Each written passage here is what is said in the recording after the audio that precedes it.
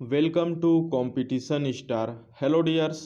आज के इस सेशन में हम लोग देखेंगे छत्तीसगढ़ सामान्य ज्ञान से रिलेटेड महत्वपूर्ण प्रश्नोत्तर पार्ट 1, जो कि आप लोग के CGPSC और SI और हॉस्टल वार्डन ये तीनों एग्ज़ाम की दृष्टि से बहुत ज़्यादा इम्पोर्टेंट होने वाला है।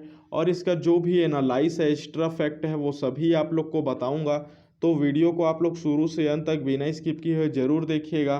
तो चलिए वीडियो को स्टार्ट करते हैं। स्टार्ट करने से पहले जिन लोग इस चैनल पर न्यू हैं लोग लाइक शेयर और सब्सक्राइब जरूर करें। साथ में बेल आइकन को ऑल पे रखिएगा ताकि जो भी वीडियो अपलोड हो उसका नोटिफिकेशन आपको जल्द से जल्द प्राप्त हो सके। तो देखते हैं क्वेश्चन नंबर फर्स्ट। देखिए, इसको बताने से पहले बता दूं, यदि आप लोग PDF चाहते हैं तो इसका लिंक नीचे डिस्क्रिप्शन में दिया गया है। आप लोग वेबसाइट में जाके डाउनलोड कर सकते हैं, ठीक है, PDF को। और टेलीग्राम का भी लिंक नीचे डिस्क्रिप्शन में दिया हुआ है, आप लोग ज्वाइन कर लीजिए ताकि जो भी अपडेट हो टेलीग्राम में आप लोग को बता दिया जाएगा। तो देखिए, क्वेश्चन नंबर फर्स्ट है, निम्नलिखित में से किस राज्य ने 6वीं से 12वीं शताब्दी के दौरान छत्तीसगढ़ पर शासन नहीं किया। यहाँ बोला गया है नहीं किया। तो इसमें दिया हुआ है पांडुवंशी, सरबपुरी राजवंश, नल राजवंश और दूरवशी। तो इसका राइट आंसर हो जाएगा दूरवशी, क्योंकि सरबपुरी राजवंश शासन किया है और इसको पांडुवंश ने हराया था। और नल वंश भी है। इसके अतिरिक्त यहाँ जैसे कलचुरी वंश भी थे, सोमवंश थे, तो ये और अतिरिक्त शासन किए थे। ठीक, नेक्स्ट है क्वेश्चन नंबर 2, निम्नलिखित में से किस प्राचीन छत्तीसगढ़ राज्य की राजधानी अंबिकापुर थी।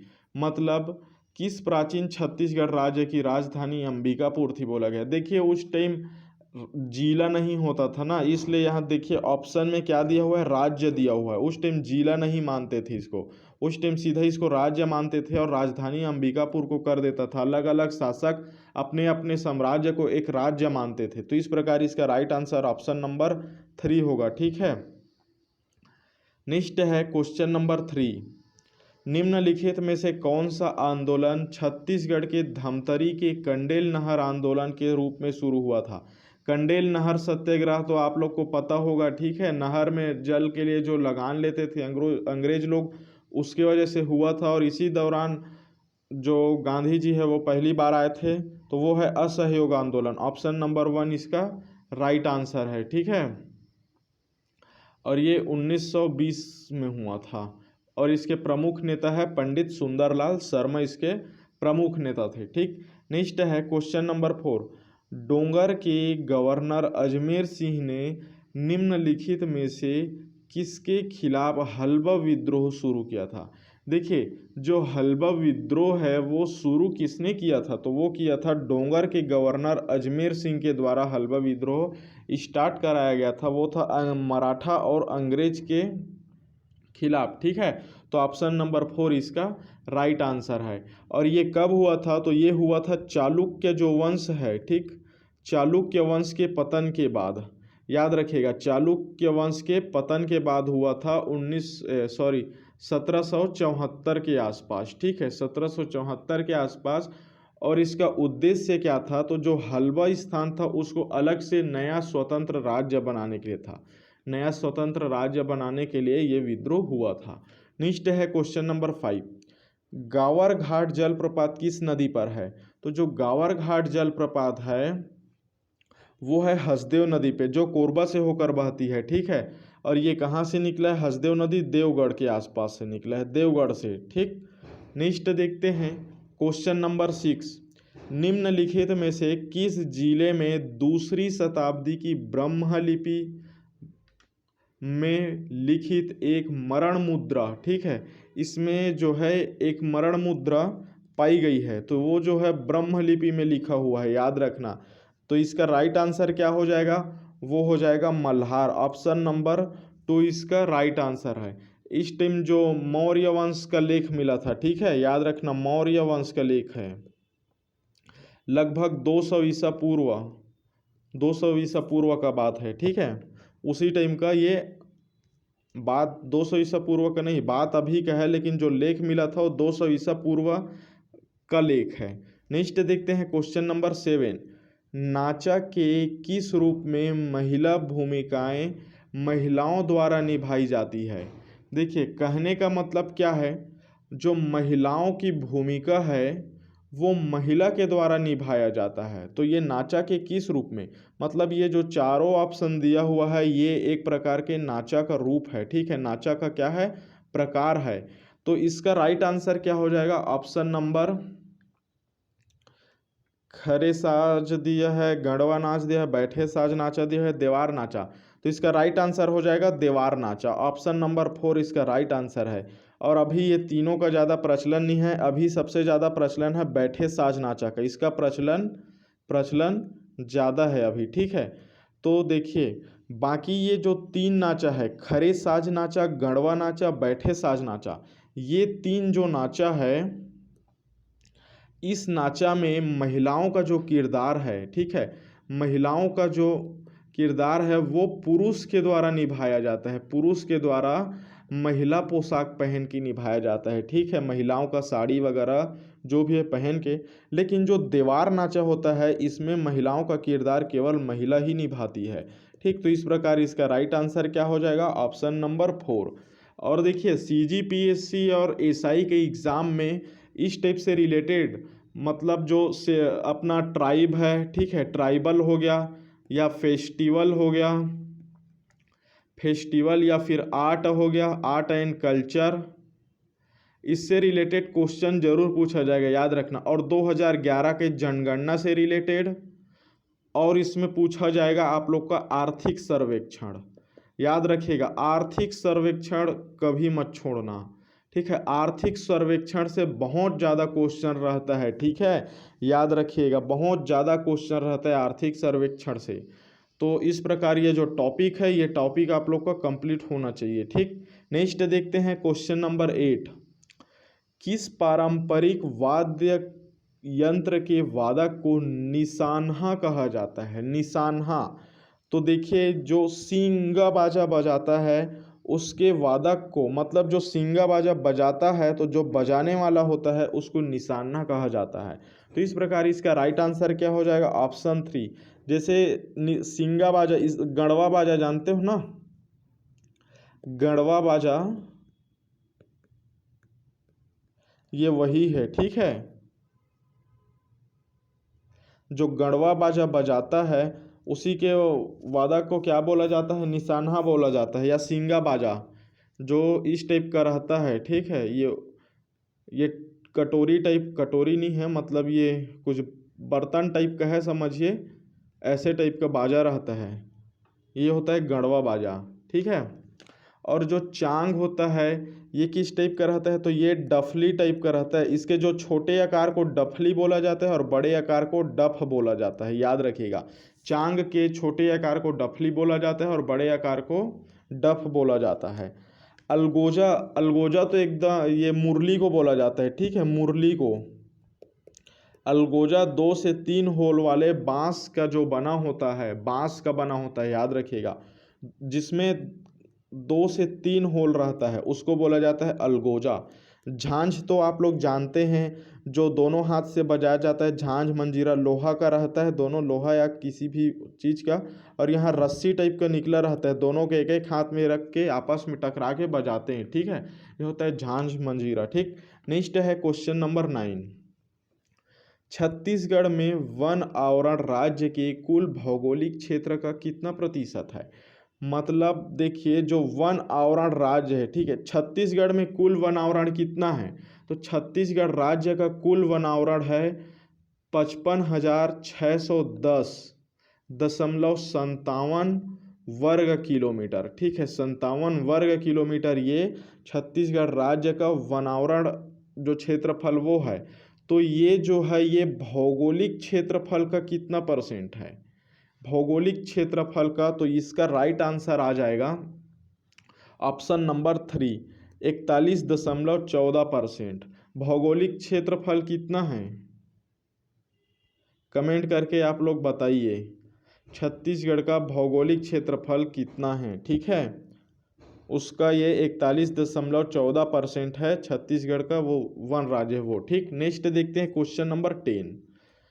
इनमें से कौन दानेश्वर शर्मा की रचना है, देखिए दानेश्वर शर्मा इनका नाम बहुत ज़्यादा इम्पोर्टेंट है, याद रखिएगा, ठीक है, क्योंकि ये जो है ये लोक कला को जीवित, लोकगीत लोक कला हो गया, सबको जीवित करके रखे हैं, लोक कला के लिए फेमस है, लोक कला के लिए, ठीक। तो इसका राइट आंसर क्या आ जाएगा, ऑप्शन 4 लव कुश आ जाएगा। इसका राइट आंसर क्या आएगा, ऑप्शन 4 लव कुश। ये एक प्रकार का वॉल्यूम पोट्री है, याद रखिएगा, वॉल्यूम पोट्री है, पोस्ट्री है, पोट्री नहीं होता, पोस्ट्री बोलते हैं, ठीक है, जो कि 2001 में लिखा गया है, ठीक। ये दानेश्वर शर्मा की रचना है। इसके अतिरिक्त और भी इसके द्वारा लिखा गया है, जैसे कि सबसे पहली रचना दानेश्वर शर्मा की सबसे पहली रचना कौन सा है, तो पहली रचना है बेटी के विदा, ठीक है, बेटी के विदा इसके पहली रचना है, जो कि 1966 में आया, 1966 में आया, इसको याद रखिएगा।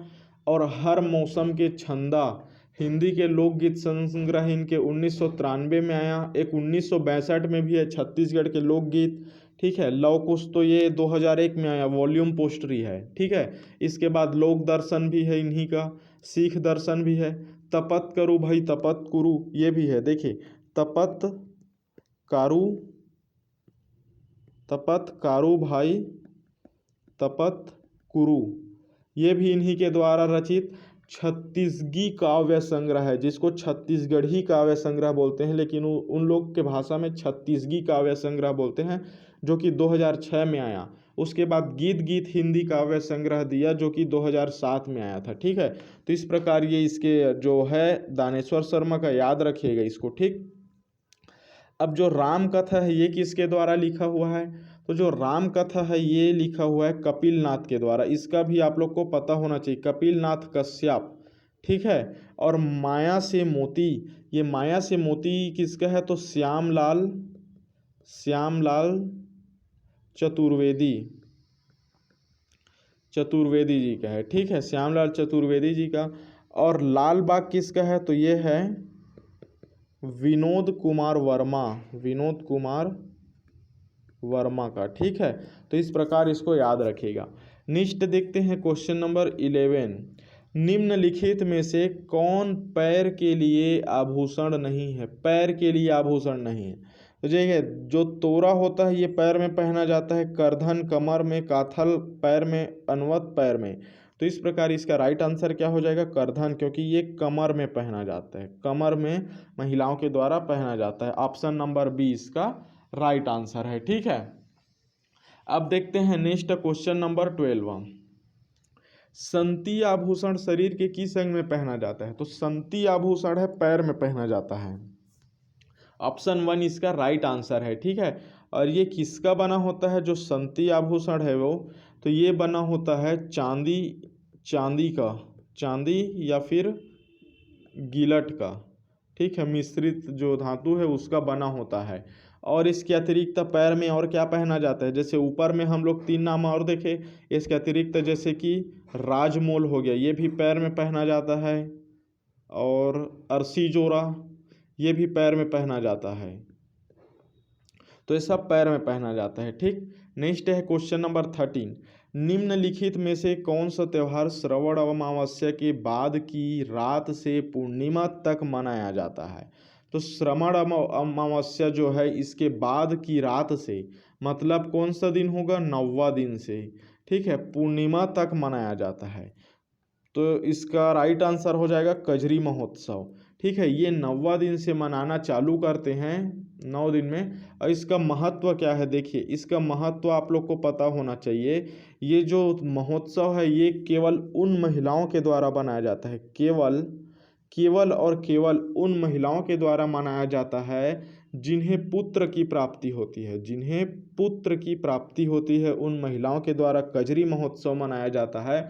वो इस महोत्सव में क्या करते हैं, खेत में जाते हैं, ठीक है, 9वां दिन में, श्रावण अमावस्या के जो 9वां दिन है, जिसको नवमी भी बोला जाता है, मतलब श्रावण नवमी बोला जाता है, उस दिन क्या करते हैं, खेत में जाके जो पत्तों से बना दोना होता है या प्याला होता है, उसमें मिट्टी लाते हैं और जौ बोते हैं और उसका पूजा करते हैं। इसी को 7 दिन तक दोहराते हैं। फिर लास्ट के दिन वो क्या करते हैं, उपवास का व्रत रखते हैं और उसको लेके तालाब हो गया या फिर नदी हो गया, इसमें क्या करते हैं, ठंडा करते हैं, समझिए बहा देते हैं।